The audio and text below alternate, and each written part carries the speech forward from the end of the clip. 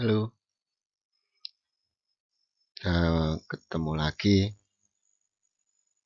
di pertemuan ke-6, masih dengan tema perkembangan teknologi komunikasi. Inti tema materi ke-6, masyarakat informasi. Kemudian saya tarik dari teknologi komunikasi dalam masyarakat informasi. Kali ini tetap kita kuliah daring. Materi bisa diambil di sebela.unisri.ac.id. Silahkan mendownload, sekalian absensi per individu.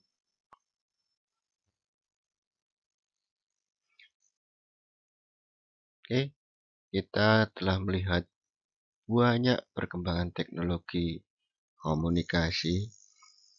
Kemarin sudah mempelajari tentang implementasi teknologi komunikasi, kemudian dampak teknologi komunikasi, akhirnya menghantar kita ke materi masyarakat informasi.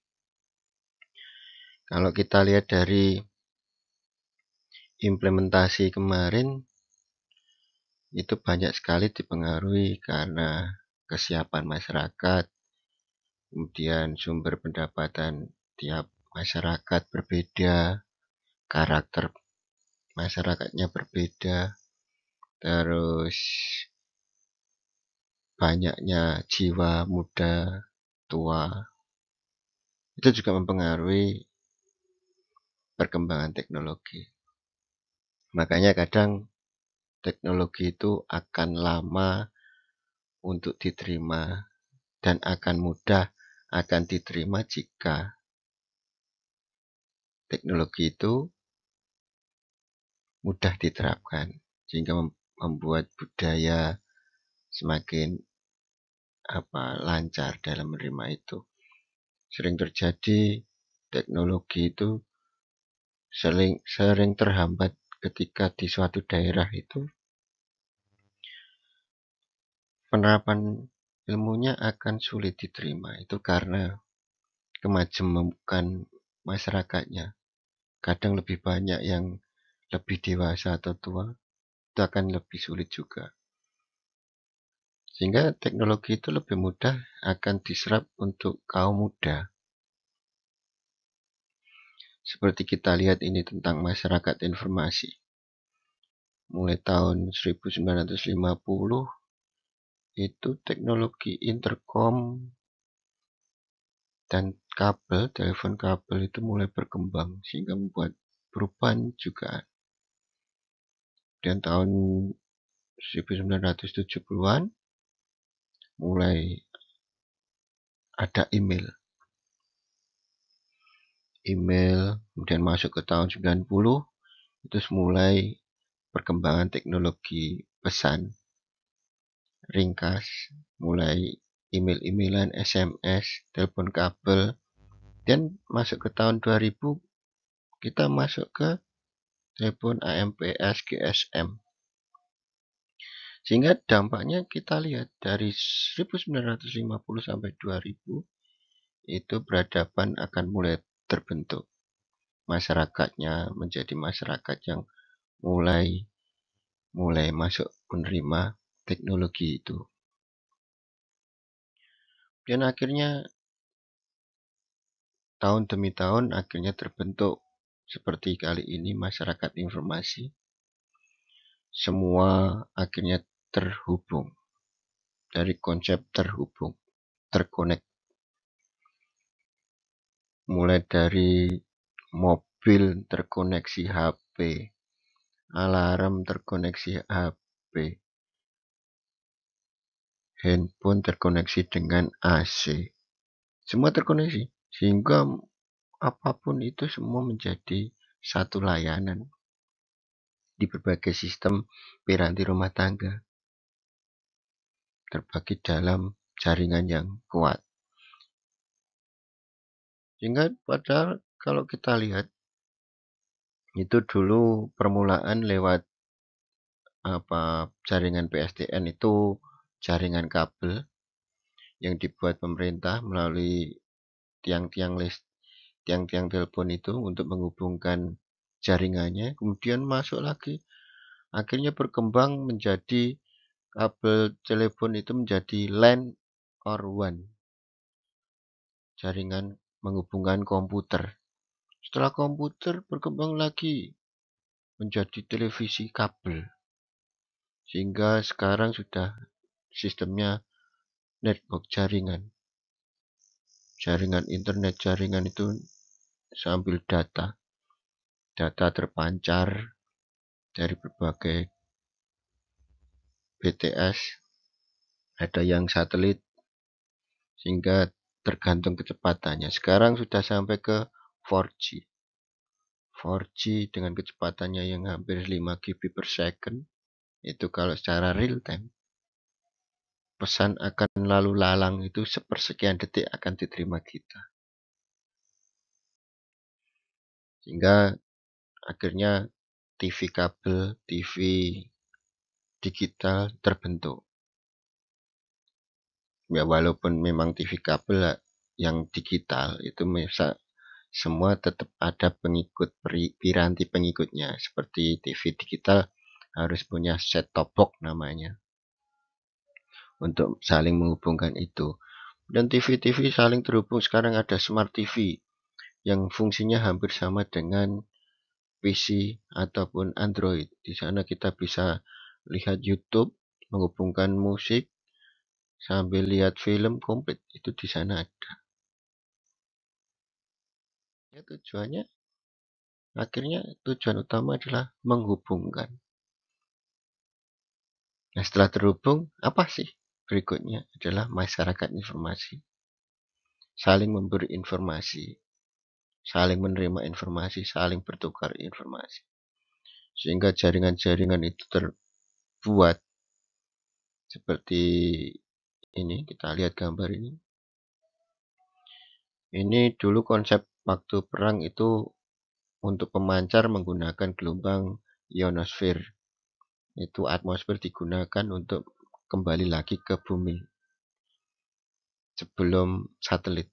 Tapi kecepatannya memang belum stabil, akhirnya tetap kembali ke satelit lagi. Itu konsep komunikasi jarak jauh. Itu masih digunakan untuk komunikasi perang, tapi HT perang itu masih menggunakan ionosfer. Sehingga jaringan berkembang. Dulu mulai kabel, sekarang sudah ada microwave, jaringan wifi, ada inframerah, ada bluetooth, ada optical fiber sekarang ini. Itu adalah alternatif-alternatif murah untuk saling menghubungkan. Untuk menghubungkan satu sama lain. Enggak hanya TV, handphone, semua terhubung. Sehingga pertukaran informasi menjadi luas, mudah, murah. Itu tujuan. Jadi tetap kita lihat dari terhubungnya itu sebagian terbesar dari perkembangan aplikasi komputer di dunia bisnis pada masa mendatang atau sekarang ini sudah berlandaskan kepada teknologi basis data dan saling terhubung melalui jaringan komputer. Itu menurut James Martin tahun 1979. Jadi kita lihat antara masyarakat nyata, masyarakat informasi, dan masyarakat maya saling terhubung. Masyarakat nyata kita seperti ini saling terhubung dengan physically. Dan akhirnya membuat masyarakat informasi yang saling bertukar informasi dihubungkan dengan masyarakat maya. Yang kelihatannya nggak ada tapi ada. Itu masyarakat maya. Itu yang disebut era informasi global. Pengertian-pengertian masyarakat informasi. Kita bisa baca pengertian informasi disebut society atau masyarakat informasi. Adalah sebuah istilah yang digunakan untuk mendeskripsikan sebuah masyarakat dan sebuah ekonomi yang dapat membuat kemungkinan terbaik dalam menggunakan informasi dan teknologi komunikasi baru. Ada lagi pengertian lain, masyarakat informasi adalah suatu keadaan masyarakat di mana produksi, distribusi, dan manipulasi suatu informasi menjadi kegiatan utama. Seperti kalau kita merasa seperti tahun ini, itu sudah terjadi, sudah mulai terjadi pertukaran informasi yang kian banyak, kian berkembang, kian pesat. Jadi dapat dikatakan bahwa pengolahan informasi adalah inti dari kegiatan masyarakat informasi. Secara implikasi teknologi baru ini memiliki implikasi untuk segala aspek dari masyarakat dan ekonomi kita. Teknologi mengubah cara kita melakukan bisnis, bagaimana kita belajar, bagaimana kita menggunakan waktu luang kita. Untuk belajar seperti kita rasakan kali ini, kita memang benar-benar dituntut seperti meloncat ke teknologi yang manual menjadi teknologi yang kian besar untuk komunikasi dengan e-learning ini. Bukan berarti itu kemudahan, tetapi kita juga harus berpikir. Kadang perubahan dengan kecepatan data, perubahan ekonomi, perubahan masyarakatnya, itu perlu diimbangi juga untuk hukum. Hukum perlu diperbarui untuk ITE, untuk mendukung transaksi elektronik. Kemudian masyarakat kita perlu untuk dididik perlahan-perlahan namun pasti melalui arahan-arahan pemuda, pergerakan massa, itu akan merubah masyarakat kita. Kemudian bisnis harus online. Sekarang pengen mudah harus ikut tren online untuk menjadi sukses. Pelayanan pemerintah harus tersedia dalam secara elektronik, macam-macam. Kalau enggak, itu merasa ditinggalkan. Mengapa masyarakat informasi sangat penting? Masyarakat informasi menghadapkan kita pada tantangan baru dan kesempatan perkembangan menuju seluruh area dari masyarakat. Kunci yang penting dari jaringan teknologi dalam masyarakat informasi adalah teknologi membantu kita untuk membuat koneksi-koneksi baru, koneksi-koneksi di mana tantangan tradisional menerima apa yang mungkin dan ketika hal tersebut menjadi mungkin, perkembangan masyarakat informasi telah menjadi bagian penting untuk masyarakat informasi sebagai ekonomi kecil yang terbuka dalam pengembangan ekonomi jaringan global, di mana pengetahuan berbasis pada inovasi yang menjadi kunci sumber dari penopang keuntungan kompetitif. Makanya sekarang tahun ini kita lihat banyak banget. Ada Bukalapak, ada Tokopedia. Itu adalah inovasi dari masyarakat informasi untuk menuju kemerdekaannya dalam informasi. Kemudian tanpa ICT akan menjadi berat, sehingga ICT itu sebagai membangun kapasitas dan keterampilan untuk menciptakan peluang kerja yang lebih banyak, membantu usaha kecil dan menengah, dan meningkatkan partisipasi serta menginformasikan pembuat keputusan pada setiap level melalui peningkatan pendidikan dan latihan khususnya bila disertai dengan penghormatan sepenuhnya terhadap keanekaan bahasa dan budaya. Inovasi teknologi dapat menyokong secara nyata untuk memberikan akses yang lebih baik pada layanan kesehatan, pendidikan, informasi, dan pengetahuan. Sebagaimana juga menawarkan variasi sarana yang lebih luas. Bagaimana masyarakat dapat berkomunikasi sehingga mendukung promosi, pemahaman yang luas, dan peningkatan kualitas hidup warga dunia. Dan kita lihat ciri-ciri masyarakat informasi. Adanya level intensitas informasi yang tinggi. Kebutuhan informasi yang tinggi dalam kehidupan masyarakat sehari-hari pada organisasi-organisasi yang ada dan tempat-tempat kerja, itu sebagai peluang kita, nggak hanya bekerja, tapi informasi pengetahuan itu semakin tinggi informasi. Kemudian penggunaan teknologi informasi untuk kegiatan sosial, pengajaran, bisnis, serta kegiatan-kegiatan lainnya. Kemampuan pertukaran data digital yang cepat dalam jarak yang jauh itu dimungkinkan. Seperti kali ini. Perbedaan masyarakat agraris, masyarakat industri, dan masyarakat informasi bisa kita lihat dari sumber daya yang diolah. Sumber daya alam seperti angin, air, tanah, manusia. Itu masyarakat agraris. Membuat tenaga listrik adalah masyarakat industri akan mengolah bahan tersebut. Untuk masyarakat informasi, pertukaran informasi, transmisi data, dan komputer. Dan apa saja sumber daya yang dibutuhkan. Kalau agraris butuhnya dan membuatnya bahan mentah. Kita masuk ke masyarakat industri sebagai modal. Dan masyarakat informasi adalah pengetahuan yang dimaksud adalah untuk sumber informasi tersebut, pertukaran informasi. Sehingga informasi siapa paling kuat mengetahui informasi itu akan semakin dibutuhkan orang. Jadi perbedaan masyarakat agraris, masyarakat industri, dan masyarakat informasi seperti sumber daya manusia. Kalau agraris hanya petani, bekerja tanpa skill tertentu, masih mengandalkan kekuatan dan alam. Dan masyarakat industri mengutamakannya adalah ahli mesin, pekerja sifatnya, dan memerlukan skill khusus. Untuk masyarakat informasi membutuhkan skill tinggi, bekerja dalam bidang profesional, dalam teknologi. Kemudian alat-alat yang dibutuhkan berbeda. Masyarakat agraris membutuhkan alat-alat manual.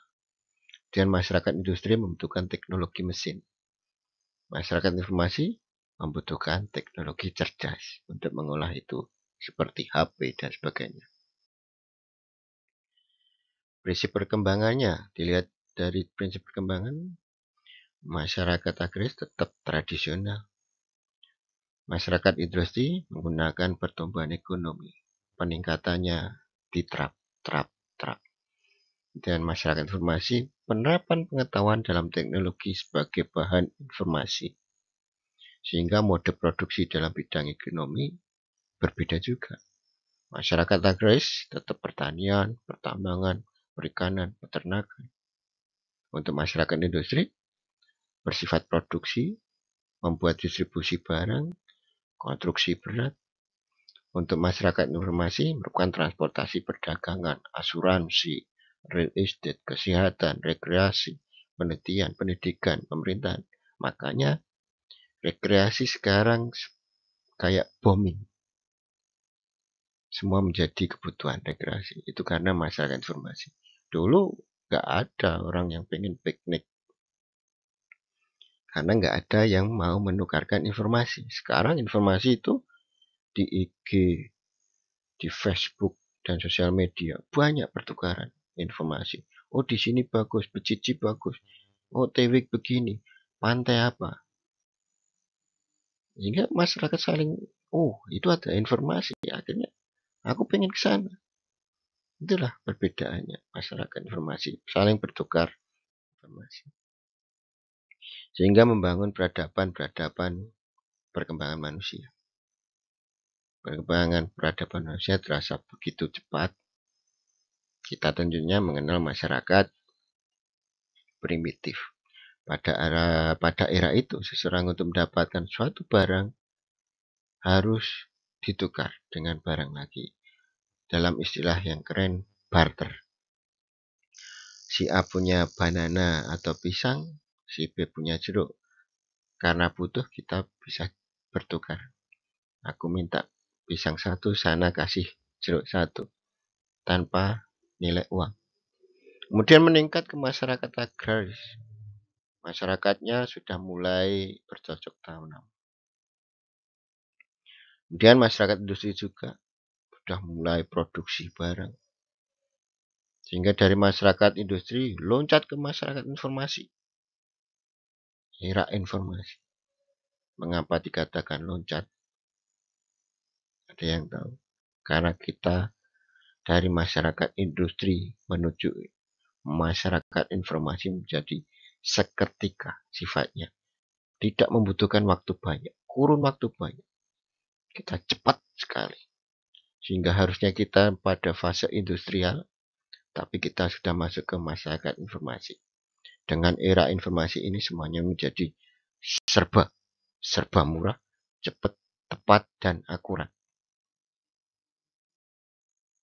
Sehingga kebutuhan itu menjadikan sebuah informasi sehingga berkembang menjadi kebutuhan yang sekarang ada itu adalah seperti masyarakat itu membutuhkan public relation atau sebagai penyebar informasi.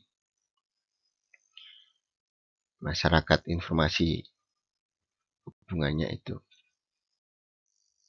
Kita lihat kebutuhan sumber daya manusia, komunikasi di era media digital, ada perkembangannya bertambah. Ada copywriter, ada content creator, ada jurnalis, ada animator, ada graphic designer, ada social media analis, kemudian ada data analis, ada programmer, developer, dan cyber security analis. Kemudian ada yang keren lagi, komik artis. Kemudian sekarang yang menjadi kebutuhan itu adalah digital PR, public relation, marketer, dan kampanye.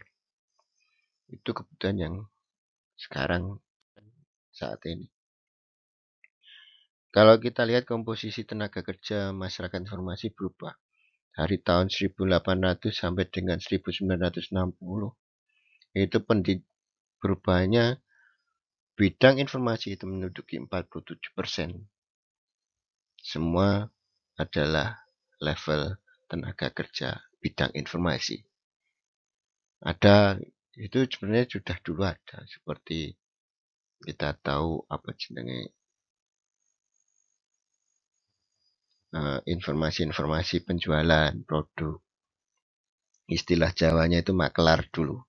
Tapi sekarang disebut bidang informasi. Dan yang disebut pekerja informasi adalah orang yang mengolah informasi menjadi sebuah informasi, memproduksi, kemudian mengolah, kemudian mendistribusikan menjadi sebuah informasi. Itu disebut pekerja informasi. Sehingga menjadi melalui teknologi informasi, akhirnya membuat informasi itu semakin cepat. Akhirnya tren masyarakat informasi membuat sistem hasilnya berubah juga, penelitian. Ada dosen, ada pegawai administrasi, SAIO. Jadi membutuhkan informasi yang cepat. Siapa bisa memproduksi pesan, kemudian mengolah dan mendistribusikan. Jadi kalau kita membayangkan seperti iklan. Kita membuat iklan, kemudian diolah dan disebarluaskan. Itu menjadi sumber informasi. Atau lagi misalnya kita masuk ke Bukalapak lah.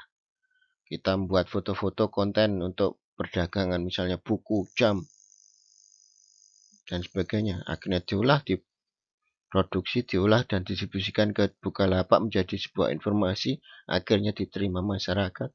Akhirnya akan menjadi pembelian, koneksi. Kemudian kita lihat juga bisa jenis pekerjaan utama, main type of employment. Ada sifat society dan profesi. Bersifat agrikultural, itu orangnya adalah farmer. Industria disebut factory worker, Kemudian information disebut informasi worker yang bekerja di informasi. Dan lembaga sosial utama dilihat agrikultural itu disebut farm, kemudian industrial itu disebut factory, pabrik, terus informasi disebut research university.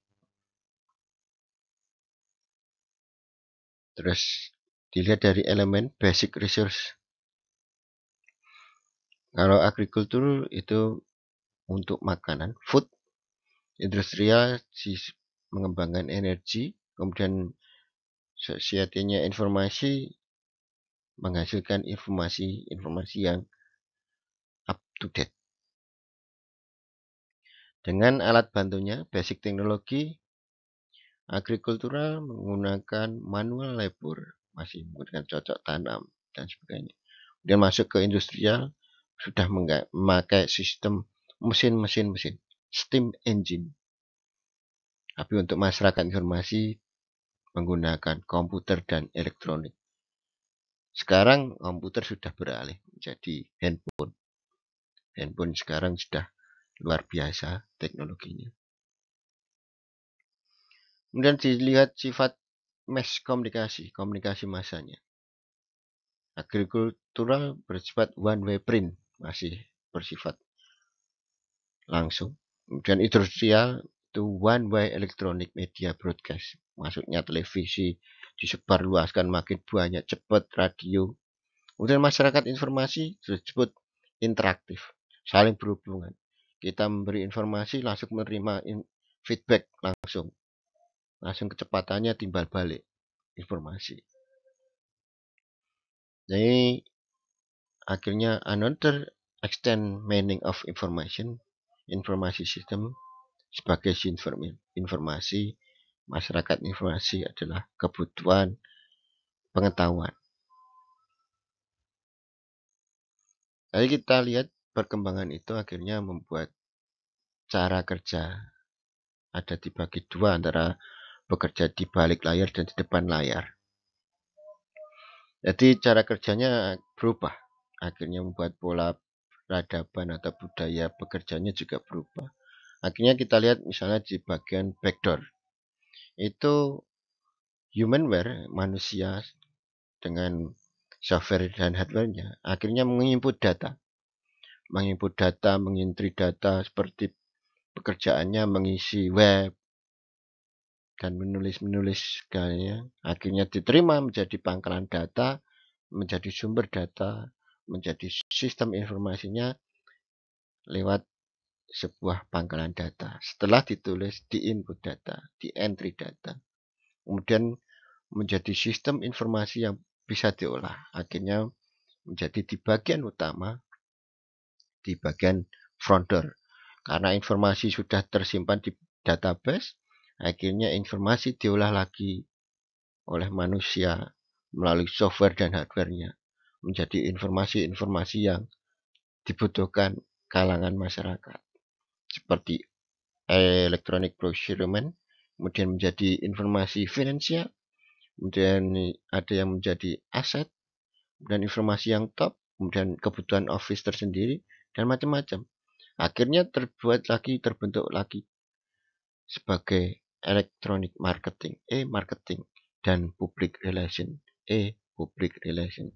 Akhirnya bertambahnya karakter pekerjaan.